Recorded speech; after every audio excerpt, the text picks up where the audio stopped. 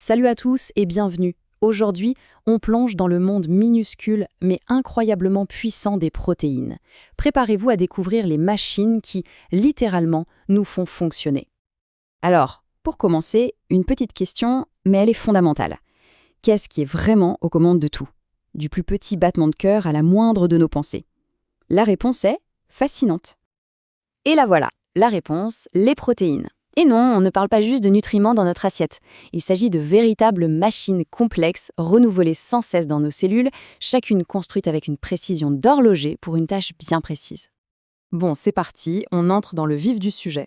Pour vraiment comprendre ces incroyables machines, il faut d'abord regarder de quoi elles sont faites, leurs briques élémentaires. Et tout commence à une échelle encore plus petite.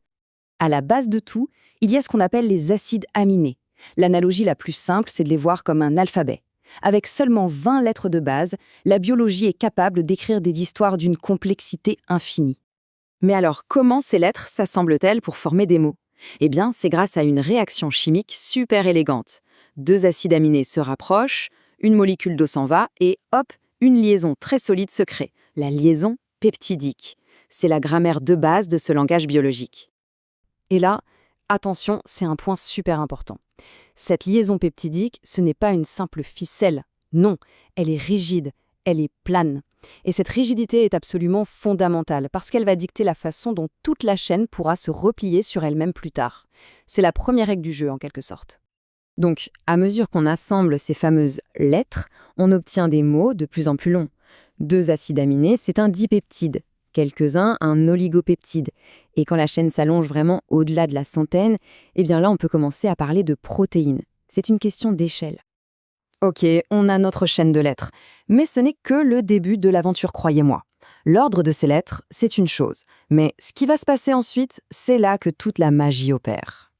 Le tout premier niveau, c'est ce qu'on appelle la structure primaire. C'est tout simple en fait, c'est juste l'ordre précis dans lequel les acides aminés sont alignés, une information qui vient directement de notre ADN. C'est le plan de montage, l'identité de la protéine. Parce qu'une chaîne toute plate, ça ne sert pas à grand-chose. Pour devenir une machine qui fonctionne, elle doit se replier, adopter une forme en 3 dimensions. Et ce processus, c'est un véritable chef-d'œuvre qui se déroule en plusieurs étapes. D'abord, la structure secondaire. Imaginez que des morceaux de cette longue chaîne commencent à s'organiser localement, à se tortiller ou à se plisser pour former des motifs très réguliers, un peu comme des ressorts ou des rubans. Et en gros, il y a 2 motifs principaux qu'on retrouve tout le temps. D'un côté, l'hélice alpha, cette fameuse spirale en forme de ressort qu'on a dans la kératine de nos cheveux. De l'autre, le feuillet bêta, qui ressemble plus à un éventail bien plié et qui donne par exemple sa solidité à la soie. Et maintenant, l'étape d'après. Imaginez que toutes ces petites hélices et ces feuillets se replient eux-mêmes les uns sur les autres, un peu comme un origami super complexe. Ça, c'est la structure tertiaire. C'est le moment où la protéine obtient enfin sa forme 3D finale, unique, et devient une machine prête à l'emploi.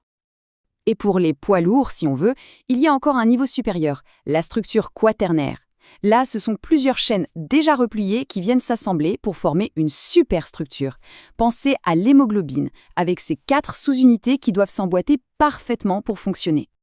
Voilà, on a vu tout ce processus de pliage. Mais la vraie question, c'est à quoi ça sert tout ça? Pourquoi est-ce si important?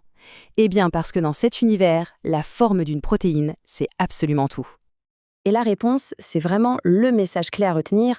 Dans le monde des protéines, la forme dicte la fonction. Point. La manière dont une protéine est repliée détermine exactement ce qu'elle va pouvoir faire. C'est aussi simple et aussi crucial que ça. Ce qui nous amène logiquement à une question un peu inquiétante. Qu'est-ce qui se passe s'il y a une toute petite erreur dans le plan de départ? Une seule lettre qui change dans la séquence? Les conséquences peuvent être dévastatrices. L'anémie falciforme, c'est l'exemple le plus frappant et le plus tragique. On parle d'un seul acide aminé qui change. Un seul sur 146. Juste ça.